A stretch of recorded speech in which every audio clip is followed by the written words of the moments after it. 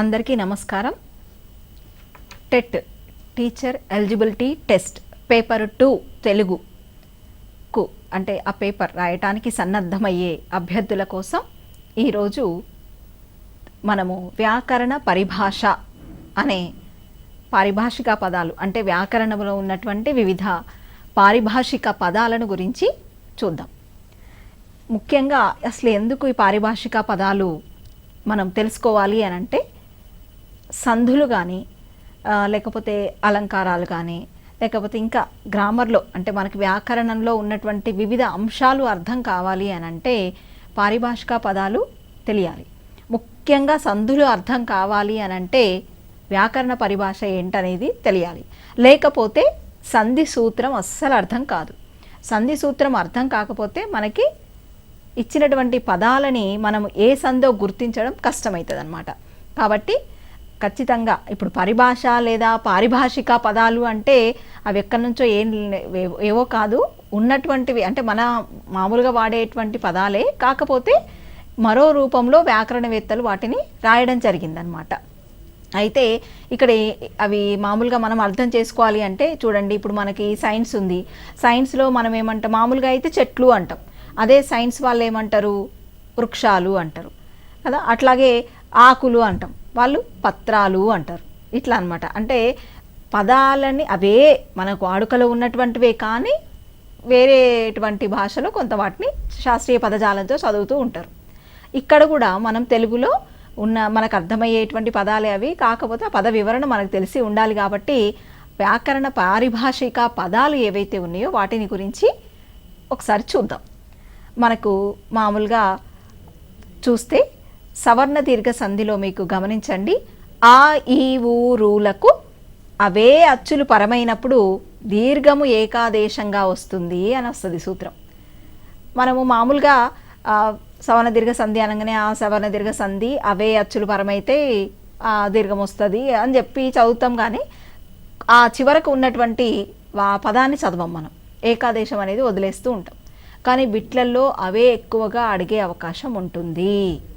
అంటే ఎట్లా అడుగుతాడు, ఇక్కడ ఏదైనా ఒక పదాన్ని ఇచ్చి ఈ పదములో జరిగినటువంటి సంధి కార్యము ఏకాదేశము, వైకల్పికము, నిత్యము, బహుళము అనొచ్చు, అట్లా అనమాట. కాబట్టి సరే, నేను ఆ ప్రశ్న విధానం మళ్ళీ ఒకసారి తర్వాత చెప్తా. ముందు మనము అసలు వ్యాకరణ పారిభాషిక పదాలు కొన్ని అన్నీ అంటే కష్టమేమో, కానీ మ్యాక్సిమం మనకు వచ్చేవి మన సిలబస్లో కవర్ అయ్యే వరకు మనం చూద్దాం. వ్యాకరణ శాస్త్రానికి సంబంధించినటువంటి సాంకేతిక పదాలని మనం ఏమంటాం, వ్యాకరణ పరిభాష అంటాం. సాంకేతిక పదాలు ఇవి వ్యాకరణ శాస్త్రానికి సంబంధించి. మొదట ఏకాదేశం గురించి చూద్దాం. రెండు పదాల మధ్య సంధి జరిగినప్పుడు, అసలు సంధి అంటే ఏంది, మళ్ళీ ఒక చిన్న అవగాహన ఇక్కడ చేసుకొని ఏకాదేశం దగ్గరకు పోదాం. సంధి అంటే పూర్వ పర స్వరాల కలయిక. అసలు సంధి పదాలు ఎందుకు ఏర్పడుతున్నాయి అంటే మనం గత క్లాస్లో అనుకున్నాం, వేగంగా పదాలను ఉచ్చరించేటప్పుడు, సౌలభ్యం కోసము, ఇట్లా వివిధ సందర్భాలను బట్టి మనము పదాలను కలిపేస్తూ ఉంటాం. పామెక్కడ, చిన్నప్పుడు, అట్లా అంటే పదాలని మనం ఏం చేస్తాం, కలిపేస్తూ ఉంటాం. వాడెక్కడ, ఇట్లా. అయితే ఇక్కడ వాడు ఎక్కడ, పాము ఎక్కడ, ఇట్లా చిన్న అప్పుడు, ఇవన్నీ కలిసి ఏమవుతుంది, సంధి ఏర్పడుతుంది. అంటే రెండు పదాలు కలిసినప్పుడు సంధి అనేది జరుగుతుందన్నమాట. ఇక్కడ మరి అట్లా జరిగినప్పుడు ఫస్ట్ పదాన్ని మనం ఏమంటాం, పూర్వపదము అంటాం. రెండో పదాన్ని ఏమంటాం, పరపదము అంటాం. ఇట్లా రెండు పదాల మధ్య సంధి జరిగినప్పుడు పూర్వపదములో చివరి అక్షరము, పరపదము దీంట్లో మొదటి అక్షరము కలిసిపోతాయి అన్నమాట. పూర్వ పర స్వరాలలో ఏదేని ఒక స్వరం తొలగించబడి మరొక స్వరం యథావిధిగా ఉండడం. ఏకాదేశం అంటే గమనించండి, రెండు పదాల మధ్య సంధి ఇప్పుడు ఎట్లా జరుగుతుందో మనకు తెలుసు, దాన్నే సంధి కార్యం అంటాం. ఆ సంధి జరిగేదాన్ని బట్టి, అంటే ఈ కలయిక కలుస్తున్నాయి కదా, ఈ అక్షరాలు, ఈ స్వరములు, పూర్వపర స్వరాలు కలుస్తున్నాయి కదా, అట్లా కలవడాన్ని ఏమంటాం, సంధి. ఆ సంధి కార్యం అంటున్నాం. ఆ సంధి కార్యము ఎట్లా జరుగుతుంది ఏకాదేశము అంటే చూద్దాం. రెండు పదాల మధ్య సంధి జరిగినప్పుడు పూర్వ పర స్వరాలలో ఏదేని ఒక స్వరం తొలగించబడి మరో స్వరం యథావిధిగా ఉంటుంది. అది నేను మీకు చూపిస్తా. అట్లాగే పూర్వ పరస్వరాలలో రెండూ తొలగించబడి వాటి స్థానంలో కొత్తది చేరుతుంది. పూర్వ పరస్వరాలలో రెండూ తొలగించబడి వాటి స్థానంలో కొత్తది చేరుతుంది. ఒకసారి ఏమవుతుంది, ఒకటి ఉంటుంది ఇంకోటి పోద్ది, ఇంకోసారి ఏమవుతుంది రెండు పోయి ఇంకోటి వస్తుంది కొత్తది. అది గుర్తుపెట్టుకోండి. ఏకాదేశము అంటే మనకు ఆ ప్రాథమికమైన నాలెడ్జ్ అవసరం. ఇక ఉదాహరణలు కొన్ని చూద్దాం. ముఖ అరవిందం అనే పదం ఉందనుకోండి. ముఖ ప్లస్ అరవిందం. ముఖ అంటే ఏముంది అంటే పూర్వపదము చివరి అక్షరంలో మనం ఏ అచ్చును పలుకుతున్నాం, మనది అజంత భాష. ఏ పదం పలికినా చివర అచ్చుతోనే అది అంతమవుతుంది. అది తెలుసు కదా అందరికీ. ముఖ అంటే క, కాలో ఏముంది ఆ ఉంది. ముఖ అన్నప్పుడు కాలో ఆ ఉంది. అట్లాగే మనకు రెండో పదంలో మొదటి అక్షరం ఏముంది ఆ ఉంది. ముఖ ప్లస్ అరవిందం, ఖాలో ఉన్న ఆ తర్వాత ఇక్కడ ఉన్నటువంటి ఆ రెండు వర్ణాలు ముఖ అరవిందం, ముఖ అరవిందం. సరే ఇది వాస్తవంగా రెండో ఆ అని ఇచ్చినాం, కానీ అది కంటే కూడా రామాలయం లాంటి పదాలు దేవాలయం లాంటి పదాలు తీసుకోండి. అక్కడ ముఖ ప్లస్ అరవిందము అన్నప్పుడు నిజానికి సరిపోవట్లేదు. ఓకే, ఇది మార్చేద్దాం. మనము ముఖారవిందం వదిలిపెట్టేసి అంటే సేమ్ వర్ణాలు ఉన్నాయి. ముఖ ముఖ అంటే ఇక్కడ సేమ్ వర్ణాలు ఉన్నప్పుడు దీన్ని ఎట్లా తీసుకోవచ్చు అంటే కొత్త వర్ణం వస్తుంది. ముఖ ప్లస్ అరవిందము అన్నాం కదా. ముఖలో ఆనే ఉంది, ఇక్కడ అరవిందమే వచ్చింది. అంటే రెండు మొదటి ఆలే ఉన్నాయి మనకి. పదము చేసినప్పుడు మనకి కొత్త వర్ణం వచ్చి కొత్త స్వరం వచ్చేసింది మనకి. అక్కడ తప్పు ఉంది, చూసి గమనించండి. మొదటి ఆనే ఉండాలి, రెండో ఆ ఉంది. రెండు కలిసినప్పుడు మనకి అక్కడ మిళితమైనప్పుడు కలయిక ఏ సంధి కార్యంలో ఏం జరిగింది అంటే ముఖారవిందం. ఖా దీర్ఘం వచ్చింది, ఒత్తుకాకి దీర్ఘం వచ్చింది. అది గమనించండి. అంటే ఈ రెండు మొదటి ఆలు పోయి మనకి కొత్తది ఏమొచ్చింది ఆ వచ్చింది. ఆ తర్వాత ఇప్పుడు మునీంద్రుడు కానీ రామేశ్వర కానీ తీసుకుంటే ముని ప్లస్ ఇంద్రుడు, ముని ప్లస్ ఇంద్రుడు. ముని అన్నప్పుడు ఈ, ఇంద్రుడు అన్నప్పుడు ఈ. ఇది కరెక్ట్గా ఉంది చూడండి. అంటే ఈ రెండు ఈలు ఏమవుతున్నాయి ఈ అవుతుంది కదా. ఈ అయినప్పుడు అంటే కొత్తది, అంటే మొదట ఉన్నటువంటి అచ్చు ఈ, ఇప్పుడు అంటే పూర్వపదంలో చివర ఉన్నటువంటి అచ్చు ముని, ముని ముని అంటే ఈ ఉంది కదా, అది ఈలలో మొదటి ఈ. అట్లాగే ఇంద్రుడిలో మొదటి ఈ రెండు పోయి మనకి సంధి కార్యం జరిగినప్పుడు మునీంద్రుడు, మునీంద్రుడు ఈ వచ్చింది. ఇప్పుడు ఇది వాస్తవంగా ఇంత డీటెయిల్డ్గా ఎందుకు అనంటే ఇక్కడ అంటే టెట్ పేపర్ 2 అనేది మ్యాథ్స్, సైన్సు, తర్వాత సోషల్ వీళ్ళు కూడా రాస్తారు కాబట్టి వాళ్ళకు కూడా తెలుగు చాలా అంటే చదివే ఉంటారు చిన్నప్పటి నుంచి. అయినా సరే అవగాహన అనేది కొంత అంటే ఇతర సబ్జెక్టుల అధ్యయనం ఎక్కువ కావడం వల్ల తెలుగు అధ్యయనం కాస్త తగ్గి ఉంటుంది. అవన్నీ మళ్ళీ ఒకసారి మెమరైజ్ చేసుకోవడానికి ఇవన్నీ అనుకోండి. నిదానంగా చెప్పుకుందాం, మీకు అర్థం కావడమే ముఖ్యమైన విషయం. ఇక్కడ చూడండి, ముని ప్లస్ ఇంద్రుడు, ఇక్కడ ఈ అక్కడ ఈ కలిసినప్పుడు మనకు కొత్త వర్ణం వచ్చింది. అంటే మనం ఏమనుకున్నాం ఏకాదేశం అంటే పూర్వ పరస్వరాలలో ఒకటి ఉండి ఇంకోటి పోద్ది, ఒకటి లేదు అనంటే ఏమైతే రెండు పోయి కొత్తది వస్తుంది. అది గుర్తుపెట్టుకోండి. ఇప్పుడు ఇక్కడ రెండు పోయి కొత్తది వచ్చింది. తర్వాత రామేశ్వర చూడండి, రామ ప్లస్ ఈశ్వర అన్నాం.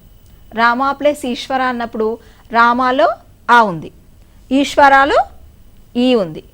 రెండు వర్ణాలకు ఏమైనా రెండు పోయి కొత్తది వచ్చిందనమాట. ఇక్కడ కూడా రెండు పోయి కొత్తది వచ్చింది.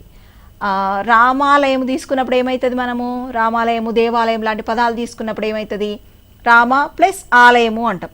అంటే అక్కడ మొదటి ఆ ఉంటుంది, రెండో ఆ ఉంటుంది. ఆ ప్లస్ ఆ ఈజ్ ఈక్వల్ టు ఏమవుతుంది ఆ.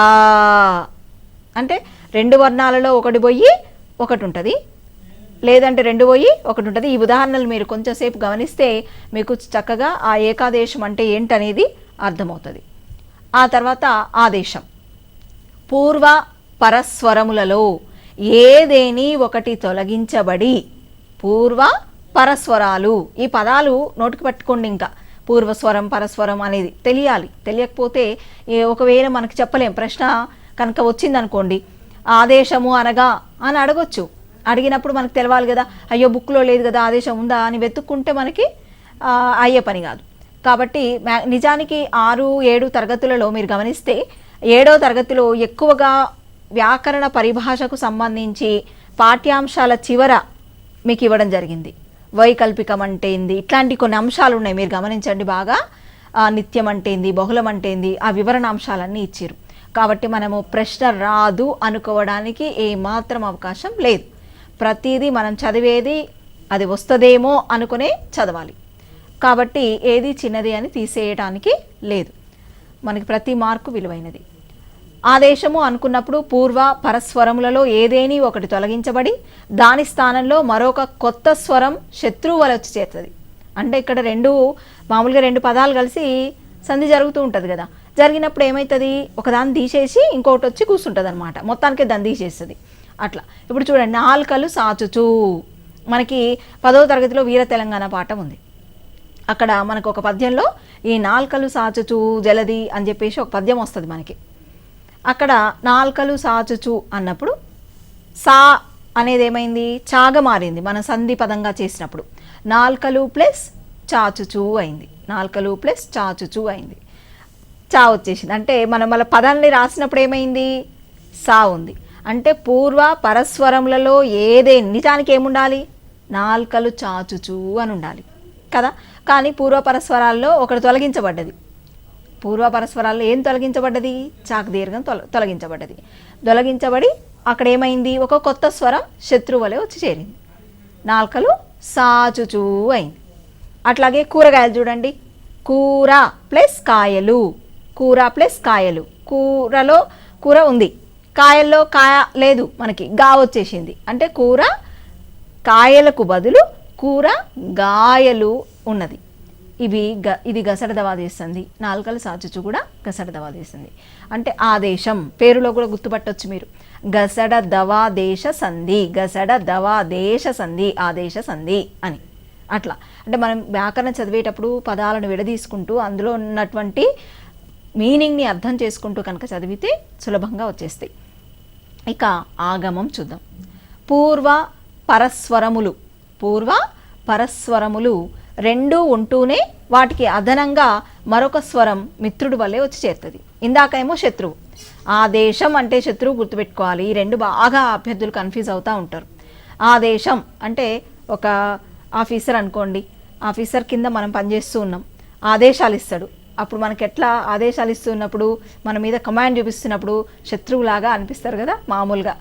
అట్లా ఇక్కడ గుర్తుపెట్టుకోండి, ఆదేశం అంటే ఒక శత్రువు అని. అంటే ఆఫీసర్లందరూ శత్రువులని కాదు ఇక్కడ, కానీ మనకు గుర్తుండడం కోసం మాత్రమే. ఇక్కడ ఆదేశం అంటే శత్రువు. ఆగమం అంటే మిత్రుడు. మిత్రుడు, ఆగమం మన ఇంటికి మిత్రుడు వచ్చిండు, ఆగమం. అట్లా గుర్తుపెట్టుకోండి, మనం గుర్తుపెట్టుకోవాలి, మనకు మార్కు రావాలంతే. పూర్వ పరస్వరములు రెండూ ఉంటూనే వాటికి అదనంగా మరొక స్వరం ఎట్లా వస్తుంది, మిత్రులాగా వచ్చి చేరితే దాన్ని ఆగమం అంటామన్నమాట. మనకి వీటికి సంబంధించిన సందులు చాలా ఉన్నాయి పాఠ్యపుస్తకాల్లో, 6 నుంచి 10 వరకు. ముఖ్యంగా 9, 10 తరగతుల్లో మనకి రుగాగమ సంధి, టుగాగమ సంధి ఇట్లాంటివన్నీ తగులుతూ ఉంటాయి. రుగాగమం, టుగాగమం ఇట్లా అన్నప్పుడు ఏముంది, అందులో ఆగమం. అది తెలవాలి కదా మనకి. అందుకోసం ఈ పారిభాషికని మనం నేర్చుకోవాలి. ఇక్కడ పేదరాలు ఉంది, ఎట్లొచ్చిందో చూద్దాం మరి. ఆగమం మిత్రులాగా. పేదరాలు అసలైతే ఈ పదాలు ఏంటి, పేద ప్లస్ ఆలు, బాలింత ప్లస్ ఆలు, శ్రీమంత ప్లస్ ఆలు ఇట్లా ఉంటాయి అన్నమాట. ఇక్కడ అట్లాంటి అంటే ఈ ఆలు శబ్దంలో ఉన్నటువంటి ఆ ఏమైంది, రాకు చేరింది, రాలోకి వచ్చేసింది, రాగా మారిపోయింది, మిత్రులాగా వచ్చింది. పేదరాలు, బాలింతరాలు, గుణవంతురాలు, శ్రీమంతురాలు, ఇట్లా జవరాలు ఇట్లా అంటామన్నమాట. అంటే మిత్రుడిలాగా వచ్చి చేరింది అని గుర్తుపెట్టుకోవాలి. ఇక నిత్యము, సంధి తప్పనిసరిగా జరగడాన్ని మనము నిత్యము అంటారు. సంధి అంటే ఖచ్చితంగా ఇక్కడ సంధి జరుగుతుంది అనే విషయాన్ని అభ్యర్థులు గుర్తించాలన్నమాట. ఇక్కడ ఉదాహరణలు కొన్ని చూస్తే మనకు సంధి సూత్రాల్లో కూడా కొన్ని వస్తాయి, నేను అది చెప్తా ఇప్పుడు మీకు. రామయ్య అని చూడండి. ఫస్ట్ రామయ్య చూసినప్పుడు ఏమవుతుంది, రామ ప్లస్ అయ్య అంటే రామ అయ్య అనే 2 పదాలు కలిసి రామయ్య అనే పదం ఏర్పడింది. ఇక్కడ రామాలో చివరేముంది అంటే ఆ మొదటి పదం చివర ఉన్నటువంటి అక్షరము మనకి మాలో అచ్చు ఆ ఉంది, మళ్ళీ ఎదురుగా ఆ ఉంది. రామ ప్లస్ అయ్య రామయ్య అయింది.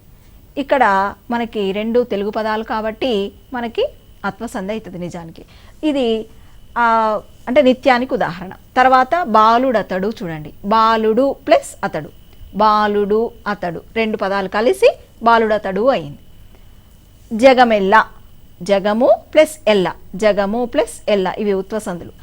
ఇక్కడ జగమెల్ల అయింది. అంటే ఇక్కడ మనం ఎట్లా గుర్తుపెట్టుకోవాలి అంటే ఉత్వసంధి సూత్రం ఉదాహరణకు అనుకుందాం. ఉత్తుకు అచ్చుపరమైన సంధి నిత్యము అంటాం. ఉత్తుకు అచ్చుపరమైన సంధి నిత్యము అంటాం. ఇక్కడ ఉత్తుకు అచ్చుపరమైన సంధి నిత్యము అనగా ఆ నిత్యం కోసం ఈ నిత్యం మనకి తెలియాలన్నమాట. అంటే సంధి ఖచ్చితంగా జరుగుతుంది ఈ పదాలలో అనే విషయం మనము గమనించాలి. ఇక వైకల్పికం. వైకల్పికం అంటే సంధి ఒకసారి జరిగి మరోసారి జరగకపోవడం.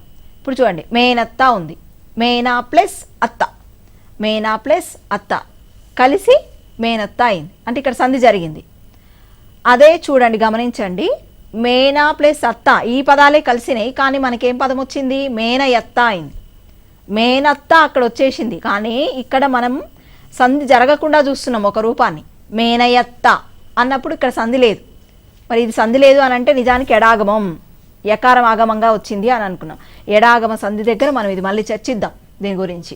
మేనయత్త అయింది అంటే ఒకసారి సంధి జరుగుతుంది, ఇంకోసారి సంధి జరగకపోవచ్చు అనమాట.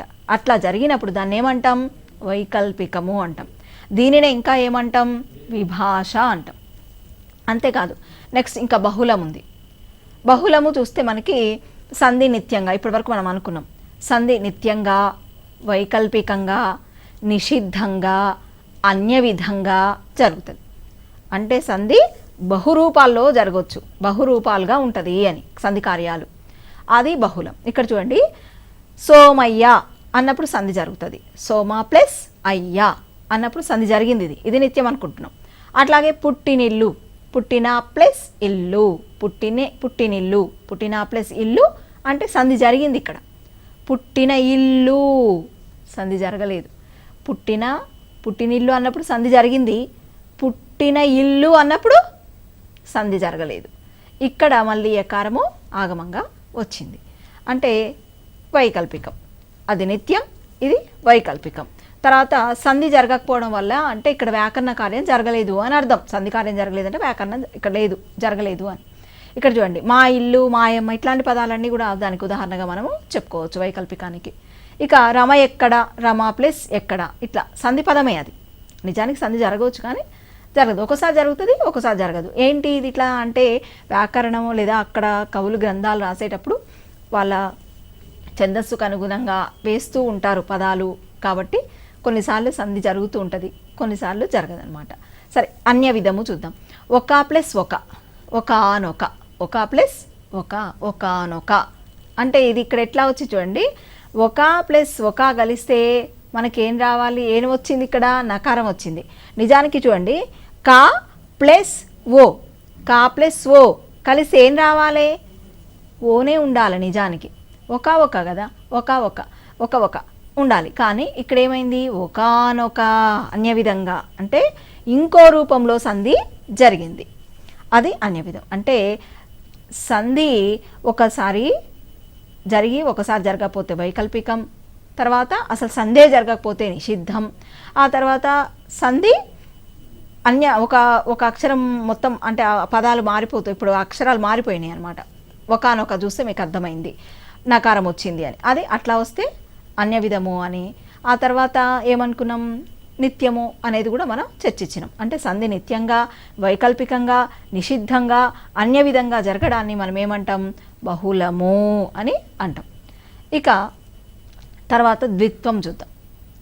ఏంటి ద్విత్వము? ఇందాక మనం గత క్లాసులో కూడా చూసినాం. ద్విత్వము అంటే ఒక హల్లు కింద అదే హల్లు ఒత్తు వస్తుంది. ద్విత్వం బగును అని వస్తాయి మనకి సంధి సూత్రాలు చదివేటప్పుడు. ద్విత్వం బగును అంటే ఏమిటి అని కొంత అంటే బాగా తెలుగు కొంచెం బ్యాక్గ్రౌండ్ కాని వాళ్ళకి కానివ్వండి, కొంచెం పక్కకు పెట్టిన వాళ్ళకి కానివ్వండి, తెలుగుని అప్పుడు కొంత వస్తుంది సందిగ్ధత. ద్విత్వము అనేది అందుకనే ఎక్కువసార్లు చెప్పుకుంటూ ఉన్నాం. ఒక హల్లు కింద అదే హల్లు ఒత్తు రావడం, ఒక హల్లు కింద అదే హల్లు ఒత్తు వస్తే దాన్ని ఏమంటున్నాం? ద్విత్వము అంటున్నాం. కాకి కావత్తు, మాకు మా ఒత్తు, అట్లాగే చాకు, చావొత్తు, యాకు, యావొత్తు. అంటే ఇప్పుడు చూడండి, అక్క, చెమ్మ, రచ్చ, అయ్యా, ఇట్లాంటి పదాలలో ఉన్నటువంటి ఏంటి మనకి అంటే ద్విత్వాలు, ద్విత్వాక్షరాలు. ఇవి ద్విత్వాక్షరాలు ఉన్నటువంటి పదాలు అవి. ఆ తర్వాత సంయుక్తం. సంయుక్తము అంటే ఒక హల్లు కింద, సంయుక్తం అంటే ఏంది, ఒక హల్లు కింద మరొక హల్లు రావటం. అంటే ఒక్కటే గుర్తుపెట్టుకోండి మీరు, ఇప్పుడు ఒక అక్షరానికి వేరే అక్షరం ఒత్తు వస్తుంది అనమాట. సాకి తావొత్తు వచ్చింది. అస్తమయం, సూర్యాస్తమయం అంటాం కదా, అట్లాగా సూర్యాస్తమయం. సూర్య రాలో యావత్తుంది, అది కూడా సంయుక్తమే. స్తాకి తావొత్తుంది, సూర్యాస్త కదా, అక్కడ బాగా సంయుక్త అక్షరాలు కనిపిస్తాయి. ఆ తర్వాత రమ్య, రమ్య, గమ్యం, ఇవన్నీ కూడా అంటే ఇక చాలా ఉంటాయి. చాలా పదాలు మన నిత్య వ్యవహారికంలో అనేక పదాలు మాట్లాడుతూ ఉన్నప్పుడు అనేకమైనటువంటి ద్విత్వ సంయుక్త అక్షరాలతో కూడినటువంటి పదజాలాన్ని వినియోగిస్తూ ఉంటాం. ఇక ఈ ద్విత్వ సంయుక్తాలు కన్ఫ్యూజ్ కాకండి, ముఖ్యంగా చెప్పేది అది. ద్విత్వం అంటే ఏంటి, సంయుక్తం అంటే ఏంటి అనేది గమనించండి. ఇక తర్వాత ద్విరుక్తం. ద్విరుక్తము అంటే ఒక పదం 2 సార్లు పలుకబడుట. ఒకే పదం కానీ 2 సార్లు పలుకబడుతుంది. ఏమేమి, ఔరౌరా, ఓహోహో, అట్లా అనమాట. ఒకే పదం ఏమేమి అన్నప్పుడు ఏమీనే కదా అందులో ఉంది. ఏమి ప్లస్ ఏమి, ఏమేమి, ఏమి ప్లస్ ఏమి అంటే ఒకే పదాన్ని ఏం చేస్తున్నాం, 2 సార్లు పలుకుతున్నాం కాబట్టి అది ఏమేమి, అది ద్విరుక్తం. అట్లాంటి పదాలు వచ్చినప్పుడు ద్విరుక్తం. ఔరౌరా, ఔరా ప్లస్ ఔరా, ఔరౌరా. తర్వాత ఓహోహో అన్నప్పుడు ఏముంది, ఓహో ఉంది, అదే ఓహో ఉంది. అంటే ఓహోహో 2 సార్లు పలుకుతున్నాం దాన్ని. ఓహోహో అంటే ద్విరుక్తం, 2 సార్లు పలికినాం కాబట్టి. ఇట్లాంటి చాలా పదాలు వస్తాయి మనకి ద్విరుక్తాలు. ఇప్పుడు ఈ ఆహాహా, ఆహాహా, ఆహా ప్లస్ ఆహా. ఎట్టెట్టా, ఎట్టా ప్లస్ ఎట్ట, ఎట్టెట్ట, ఎట్టా ప్లస్ ఎట్ట, ఎట్టెట్ట, ఇట్లాంటివి అన్నమాట. ఇవన్నీ కొంచెం గుర్తుపెట్టుకుంటే మనకి తర్వాత కొన్ని సందులు వచ్చినప్పుడు ఈ పదాలతో ద్విరుక్తంతో బాగా అవసరం పడుతుంది. ఇక ఆమ్రేడితం. ఒక పదము 2 సార్లు పలకబడినప్పుడు 2వసారి పలకబడిన పదానికి మాత్రమే ఆమ్రేడిత సంధి అని పేరు. ఇప్పుడు ఇక్కడ కొంచెం అభ్యర్థులు చూసుకోండి, కన్ఫ్యూజ్ కావద్దు. ఏమేమీనే ఇందాక కూడా అనుకున్నాం మనం, ద్విరుక్తంలో ఏమేమి వచ్చింది మనకి, ఔరౌరా కూడా వచ్చింది. అయితే అక్కడ ఏంది, పలికిన దాన్నే 2 సార్లు పలుకుతున్నాం కాబట్టి ద్విరుక్తం అంటాం. పలికిన పదాన్ని 2 సార్లు పలికితేనేమో ద్విరుక్తం. ఇక్కడ అంటే పలికిన పదము 2 సార్లు పలకబడ్డప్పుడు 2వసారి పలకబడ్డది ఆమ్రేడితం. ఒక పదం 2 సార్లు పలకబడ్డప్పుడు 2వసారి పలకబడినటువంటి పదానికి ఆమ్రేడితం అని పేరు. ఉదాహరణకి ఇక్కడ చూడండి, ఏమేమి ఉంది. ఏమి ప్లస్ ఏమి, ఏమేమి అంటే ఇక్కడ ఆమ్రేడితం ఏంటిది, 2వ ఏమి, మొదటిది కాదు. అట్లాగే ఔరౌరా అంటాం. ఔరా ప్లస్ ఔరా అంటే ఇక్కడ 2వ ఔరా ఆమ్రేడితం. ఓకేనా. అట్లాగే ఆహాహా అన్నాం అనుకోండి, అప్పుడు 2వ ఆహా. ఎట్టెట్టా అన్నాం అనుకోండి, 2వ ఎట్ట, ఎట్టా ప్లస్ ఎట్టా అంటాం కదా, అట్లా అనమాట. అంటే 2వసారి పదము ఆమ్రేడితం అనే విషయాన్ని గమనించాలి. ఇక సంశ్లేష. సంశ్లేషలో మనము చూస్తే పూర్వపదంలోని చివరి అక్షరము, పరపదంలోని మొదటి అక్షరం. 2 పదాలు ఉంటాయి కదా సందుల్లో, సంధి పదంలో. అట్లా పూర్వపదంలోని చివరి అక్షరం, పరపదంలోని మొదటి అక్షరం కలిసిపోయి సంయుక్తాక్షరంగా ఏర్పడి సంశ్లేష అంటాం. సంశ్లేషాక్షరంగా కనిపిస్తుంది. పూర్వపదంలోని చివరి అక్షరం, పరపదంలోని మొదటి అక్షరం కలిసిపోయి ఎట్లా కనిపిస్తుంది, కలిసిపోయి సంయుక్తాక్షరంగా ఏర్పడుతుంది. అదే సంశ్లేష. అంటే ఇట్లా జరిగే మార్పు ఇక్కడ సంశ్లేష, సందులకు సంబంధించినప్పుడు. ఇప్పుడు పూచెను ప్లస్ గలువలు, ఈ 2 పదాలు కలిసి ఏమవుతుంది, పూచెన్ గలువలు. పూచెన్ గలువలు. పూచెనులో ను, తర్వాత గలువలులో మొదట ఉన్నటువంటి గ కలిసిపోయినాయి. పూచెను గా, ఈ 2 కలిసి ఏమైంది, పూచెన్గా, పూచెన్గా అయింది కదా, పూచెన్ గలువలు.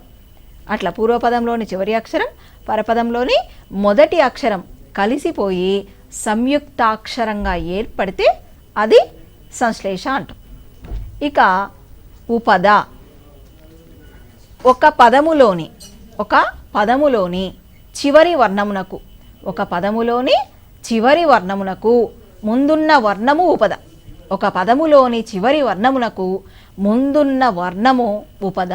గుర్తుపెట్టుకోండి, ఉపద అంటే ఒక పదం ఏదైనా కావచ్చు, కవిత కావచ్చు, భవిత కావచ్చు, సవిత కావచ్చు, లేకపోతే ఇంకోటి. ఆ పదాలలో మనకి ధ్వనిక్రమం అనుకున్నాం మనం గత క్లాసుల్లో. ఆ ధ్వనిక్రమము గుర్తుకుంటే ఉపదని ఈజీగా మనం గుర్తుపట్టచ్చు. కొన్ని అసలు డిఎస్సిలోనే గతంలో అడిగినటువంటి సందర్భాలు ఉన్నాయి. ఎలాగా ఒక పదం ఇచ్చేసి అందులో ఈ పలానా సవిత లేదా పలానా భవితలో తాకు ముందున్నటువంటి లేదా చివరి వర్ణము చివరి అక్షరం ఏంటి అని చెప్పేసి, లేదా చివరి వర్ణానికి ముందున్నది ఉపదానంగా ఉపద ఏమిటి అని అడుగుతాడు. అంటే భవితలో ఉపద ఏమిటి అని అడుగుతాడండి క్వశ్చన్. భవిత అనే పదంలో ఉపద అంటాడు. అన్నప్పుడు కింద మనకు గుర్తుండాలి, ఆ ధ్వనిక్రమాన్ని మనం రాసుకోగలగాలి, అందులో ఉపద ఏదో గుర్తుపట్టాలి. ఎట్లా గుర్తుపట్టాలి? మనకు ఉపద అంటే రావాలి. ఒక పదములోని చివరి వర్ణానికి ముందున్నది, వర్ణాలు గుర్తుపెట్టుకోండి, వర్ణాల సముదాయం మనకు అక్షరం. అంటే ఇక్కడ వర్ణానికి ముందున్నది, చివరి వర్ణానికి ముందున్నది ఉపద. అంటే ఇప్పుడు చూడండి, భవిత అనుకోండి. భవితలో భా రావాలి అంటే, హల్లు రావాలి అంటే ఏమనుకున్నాం గత క్లాసుల్లో? అబ్ ప్లస్ ఆ కలిస్తే భవి భా. తర్వాత ప్లస్ ఈ కలిస్తే వి. తర్వాత తా రావాలి అని అంటే త ప్లస్ ఆ కలిస్తే త. అట్లా కదా. అంటే ఇక్కడ భవితలో కూడా చూడండి, బ ఆ ఈ త్ ప్లస్ త్ ప్లస్ ఆ. అది చూసుకోండి, మీకు స్క్రీన్ మీద త్ అనేది ఉపద అవుతుంది. ఆ తర్వాత అత్ అనుంది, అది గమనించండి. అత్తు కాదు అది, ఆ వరకు చూసుకోండి. అత్ అనేది ఉపద ఇక్కడ. అంటే భవితా పదం ఇచ్చి ఉదాహరణకి ఉపద అని అడిగినప్పుడు మీరేం గుర్తుపెట్టాలి? అత్ అనేది గుర్తించాలి. అది తర్వాత తవరకరణం ఉందండి, ఇంకొకటి తవరకరణము. ఇది కూడా ఈజీ, ఎందుకంటే మనం బాగా సంధి పదాలు సందులు నేర్చుకునేటప్పుడు అత్తు, ఇత్తు, ఉత్తు ఇట్లా వస్తూ ఉంటాయి. ఏంది అత్తేంది, మళ్ళీ అకారం వస్తుంది, ఉకారం వస్తుంది, ఈకారం వస్తుంది, ఇట్లాగే పదాలు ఇవి కూడా వస్తాయి. అకారము ఒకటి, అత్తు ఒకటి, ఇవన్నీ వేరువేరా అనేటువంటి ఒక సందేహం కూడా కలుగుతుంది. అక్కడ ఆ సందేహం పోవాలి అని అంటే మనకి తవరకరణము అంటే తెలవాలి. హ్రస్వ అకారానికి బదులుగా అత్తు అని, హ్రస్వ ఇకారానికి బదులుగా ఇత్తు అని పలకడమే తవరకరణం. హ్రస్వ అకారానికి బదులు అత్తు అంటాం, హ్రస్వ ఇకారానికి బదులు ఇత్తు అంటాం, అంతే, ఏం లేదు ఇక్కడ. అట్లా పలికితే తవరకరణం అనమాట. ఇవన్నీ కూడా అంటే మీకు ఉన్నటువంటి అంటే వ్యాకరణంలో మీకు బాగా ఎక్కువగా రిపీటెడ్గా వచ్చేవి, మీకు బాగా తెలియాల్సినటువంటి పారిభాషిక పదాలన్నీ కూడా మనం ఈ తరగతిలో చర్చించినాం. అయితే ప్రధానంగా ఇక్కడ నుంచి బిట్ ఎట్లా ఆశించవచ్చు అంటే, ఇట్లా ఉపద అడగొచ్చు, లేకపోతే తవరకరణము అడగొచ్చు, లేకపోతే తవరకరణము అడగడానికి ఏం లేదులేండి, పెద్దగా రాకపోవచ్చు, కానీ మనకు అవగాహన ఉండాలి. ఇక్కడ క్వశ్చన్ ఏం రాదు, అకారాన్ని అత్తు అంటారని ఏమి ఇవ్వకపోవచ్చు, కాకపోతే అవగాహన ఉండాలి. కానీ ఏకాదేశము ముఖ్యంగా అంటే మనకు సంధి సూత్రం గుర్తున్నప్పుడే ఒకసారి రెండుసార్లు గమనించాను నేను, ప్రశ్నాపత్రాల్లో వచ్చినాయి. అంటే ఈ ఉదాహరణకు అడుగుతాడనమాట, సంధి జరగడము సంధి జరగకపోవడము ఈ క్రింది వాణిలో, ఒకసారి సంధి జరగడం ఒకసారి సంధి జరగకపోవడం క్రింది వాణిలో అంటాడు. అట్లా గుర్తుకుండాలి. లేదా ఇత్వ సంధి సూత్రం ఉందండి, ఏ మ్యాధుల ఇత్తునకు సంధి వైకల్పికం అని చదువుతాం మనం తర్వాత క్లాసుల్లో. అయితే ఏ మ్యాధుల ఇత్తుకు సంధి వైకల్పికం అనేది మనకు గుర్తుండాలి. అక్కడ ఏం వైకల్పికం ఎప్పుడు వస్తుంది అనేది, అంటే ఇత్వ సంధి పదాలు ఉన్నా కానీ మనం గుర్తుపట్టవచ్చు వైకల్పికం అనేది. మొత్తానికి మనము ఓవరాల్గా చూసినప్పుడు సరే, ఏకాదేశం నుంచి మొదలు పెడితే ఇప్పుడు మనం నేర్చుకున్న తవరకరణం వరకు కూడా ఉన్నటువంటి పారిభాషిక పదాల మీద పట్టు ఉన్నప్పుడు అసలు ఆమ్రేడి, ఈ క్రింది వాళ్ళలో ఆమ్రేడితం ఇట్లా అడిగినప్పుడు కూడా మనం ఆన్సర్ చేయగలుగుతాం. ఓకే, మళ్ళీ తరగతిలో మళ్ళీ కలుసుకుందాం. అందరికీ నమస్కారం.